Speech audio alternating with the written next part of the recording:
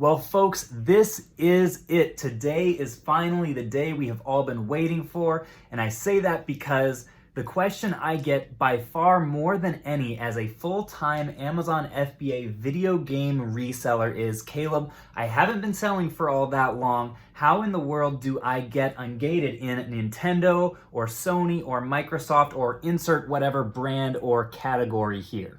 And I have promised so many people that I would eventually come out with a video specifically dedicated to that subject, and here we are.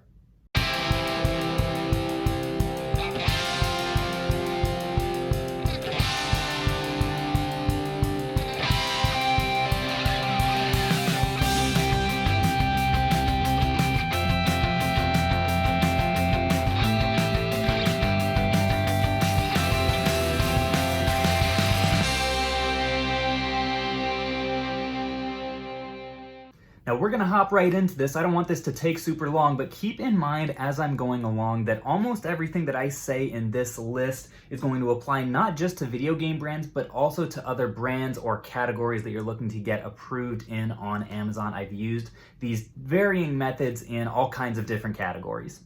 Now, to understand ungating in general, it helps to understand why brands or categories are restricted in the first place.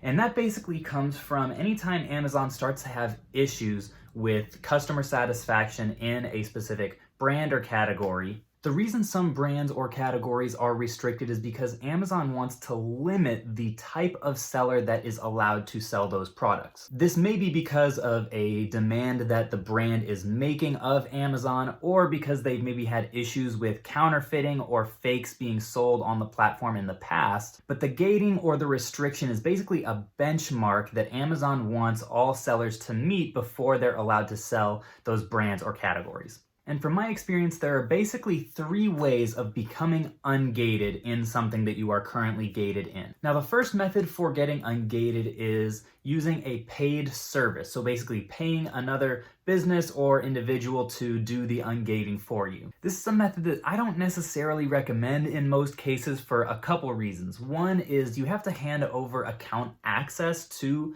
that individual or company, and that's just a lot of power to give up in order to get ungated in a product. And the second reason is that these services are often very expensive, especially depending on the category. If you go to something like Apple or like DVDs that a lot of people want to get into, but that tends to be a little bit more difficult, those services can come with a price tag of over $2,000. And to me, that's just not worth it for something that you can possibly do yourself. For other products, you may be looking at only a few $100s depending on the company that you go with. This is actually an option that I took a while back before I really understood the ungating process with topicals. I paid this company that I found on Facebook $300 to ungate me in that category. I got a pretty good deal on it and it ended up working out pretty well, though I wouldn't necessarily recommend it to everyone because in retrospect, I just don't know how reputable the company was. But that is one option and one way to go about it, especially if you've tried everything else that you possibly can, you're kind of at your wit's end and you do have that extra capital that you can spend.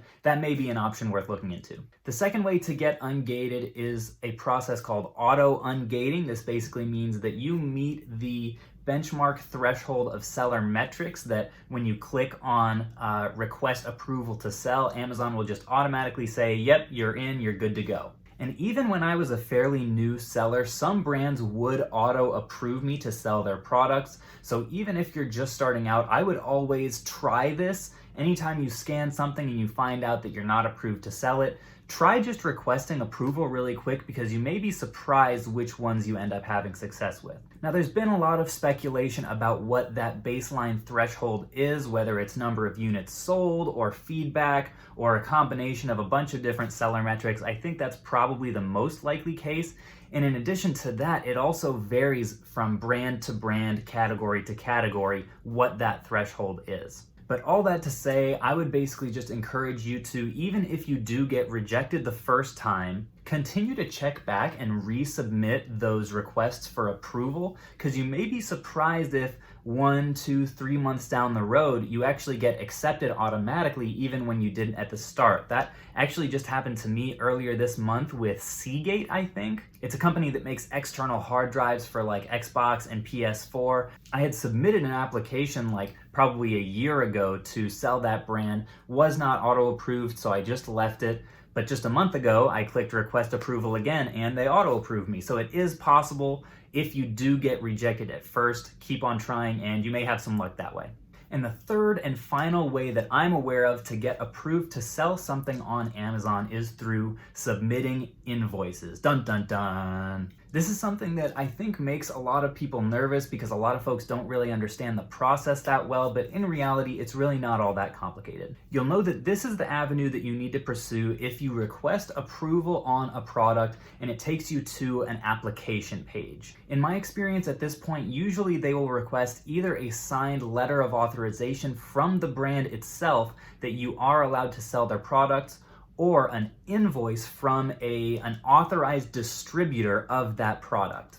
And you'll want to check on this page what the exact requirements of that invoice are. Oftentimes they will include it has to have been issued in the last 6 months and include at least 10 or more units from that brand or category. It will usually also need to include your name and business address and the wholesaler's name and business address as well. And there may be other guidelines too. That's just something you're going to have to check and see on that application page. But I want to talk some about the process of going about getting these invoices, specifically for a brand like Nintendo. Because first of all, you have to have an example of what an acceptable distributor or manufacturer is. That's not something that Amazon goes ahead and lists out, but in my experience, it's a pretty quick Google search away to find companies that other people have had success with in the past. For example, for Nintendo, some distributors that I found pretty quickly were Alliance Entertainment, Vast Video Games, and Mecha Electronics.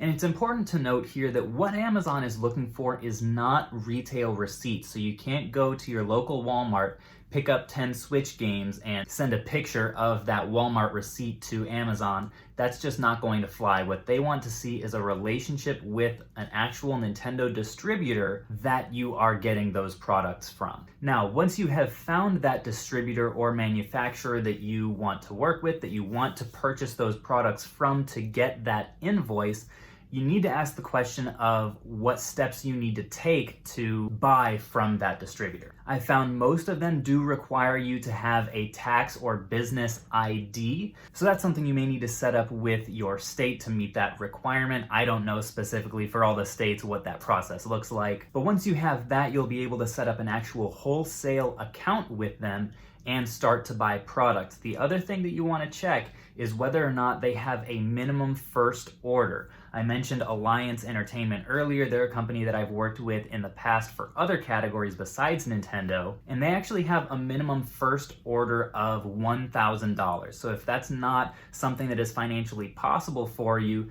you're going to want to find another distributor that has a different minimum or no limit at all. I think some distributors have that minimum in place so that people don't just open accounts with them to get Ungated and stuff on Amazon like I just did. But the cost was worth it for me, and I was able to recoup almost all of that when I sold the products that I bought. And once you have your account set up, you have made your order, they ship it to you, and you get the invoice. That is when you can attach that to your brand approval application on Amazon, and they should let you know within a couple days or sometimes a couple weeks whether or not you have been approved.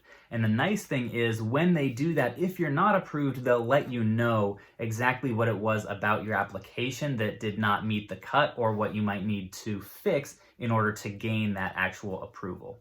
So for a quick recap here, if you are looking to get Ungated in Nintendo or Sony or Microsoft or whatever, the three main ways that you can do it are: 1, paying someone else to do it for you through an ungating service; 2, if you're lucky, just getting auto ungated if your seller metrics meet their minimums; and 3, if they do not, submitting actual invoices from a wholesaler or a distributor of that brand or category to Amazon as part of your application for their approval. And that's pretty much all I've got for you guys today. I hope that it was really helpful and that it will guide you guys in your future brand and product approval processes. If it did bring some value to you and you would consider liking this video and subscribing, that really means a lot to me and helps my channel gain a little bit more exposure. I really appreciate you all. Hope you have a lovely day, and I will catch you on the flip.